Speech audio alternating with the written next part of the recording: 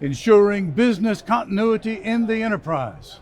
For joining us today to speak about that, Al Dekin, Chief Revenue Officer and founder of Locus Robotics. Al, great to see you once again. Welcome. Thank you, Russell. Al, I guess it's no secret that there's been a great deal of disruption going on in the last year or two, and certainly that's something that has affected distributors. It's caused them, among other things, to have to examine the flexibility of their warehouses. So I guess the question to you would be, is this a trend that you are seeing in larger warehouses, or have they been largely immune to that? What do you say? That's a really good question. I think the broader observation is we see change everywhere, including in larger warehouses.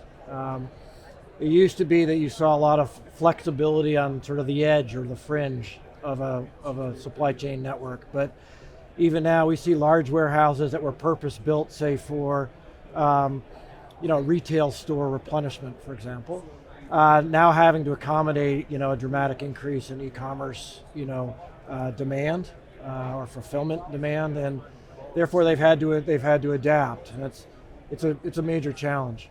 So regardless of your size, really, with some of the things that have taken place, especially the huge increase in e-commerce, everyone has had to adapt. Everyone's had to evolve. Is that fair to say? Absolutely. I mean, you look at how inventories have shifted, how inventories in some cases have not shown up, and people are forced to sell other things. All of that wreaks havoc on the supply chain and specifically on functions that exist inside the warehouse. Absolutely, without a doubt. Well, look, going forward just a bit, I mean, do you see that situation alleviating, or do you see a continued kind of disruption?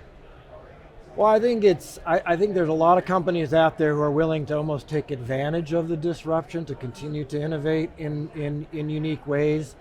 In the end, it's all about how do you react to what the market, what the consumer wants. And these days you just look around. I mean, look at your own families and look at how demand shifts, how interest shifts, almost at the drop of a hat, right? And a company that innovates, a company that stays on top of that, will want underlying flexibility to be able to address those opportunities.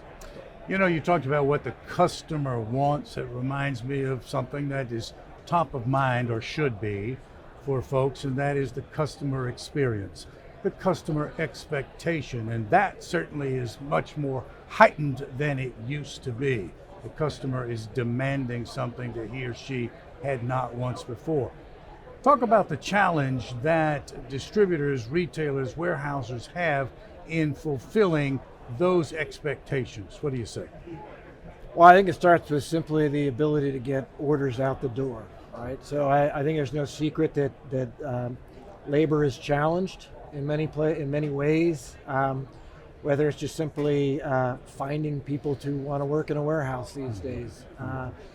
And so, retailers, distributors are forced to rethink, how do you get orders out the door? So, I mean, it's a pretty simple equation. If you can't get a product onto a truck, it's not going to make its way to a customer. Therefore, you're not going to have a happy customer.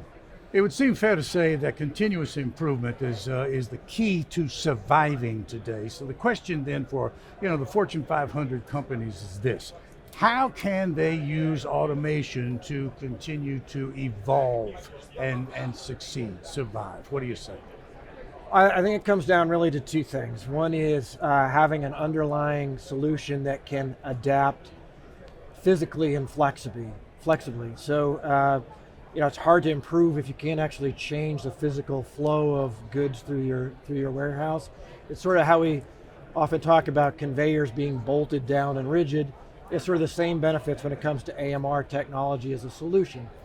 But I think on top of that, it's equally important to have access to data, and not just data elements, but the information that can be provided so people can make decisions within sort of a 5 to 10 minute time frame, but also if you look at the shape of a week, shape of a month, shape of a year, they have insights that really address all sorts of the open questions that exist across that spectrum of need. Mm-hmm. Mm-hmm. I want to return to the larger warehouse for a moment. Let's talk about the competitive advantage that such an operation can realize through implementing automation. So walk us through that. What's your view on that? Well, I actually don't see it as a competitive advantage anymore. I see it as a competitive imperative. Like, I think if you were to survey a number of executives in the industry these days, you realize you almost have no choice but to automate, whereas 3-4 years ago, there was a question of, what is the benefit? Now it's you simply can't do your job without automation. So I think the question is a little bit different today. And then it's a question of, well, what are your options and how do you maintain a level of flexibility in a very uncertain world? Al, the name Locus Robotics clearly suggests the focus of the company. But for anybody who's not really familiar with your company, tell us a little something about it. What does it do? And more particularly, how are you optimizing, enhancing the operations of your customers? What would you say? Yeah, so the the core value prop for our solution is we leverage autonomous mobile robots to absorb what are really unproductive tasks in a warehouse, largely walking. So we can leverage AMRs to move goods through the warehouse, but it's really more than that. It's the process that we layer on top of that technology to drive increased throughput and productivity. I'd say when it comes back to thinking about continuous improvement, optimization, AMRs, and in particular what we've built at Locus, allows you to really span a pretty broad spectrum of operational types. When we first launched the business, we were largely focused on cart replacement type operations. You might have 20, 30 pickers in a mid-size operation. But we can now, using the same technology, the same software, really without any customization or change, we can scale that significantly to operations that are large multi-floor mezzanines. We can run hundreds and hundreds of robots, again, in the same core technology. So when you think about flexibility, when you think about continuous improvement, some of that has to do with how you scale, not just about how you improve what you have. And that's a significant development in terms of what we've brought to the market. Interesting look at competitive imperative, the automation and what that's going to do for one's company and the success that it will have for you. Al, I know you're busy here, but you found time to speak with us. Thank you very much. Thank you, Russell. Always good to be here. Thanks for watching.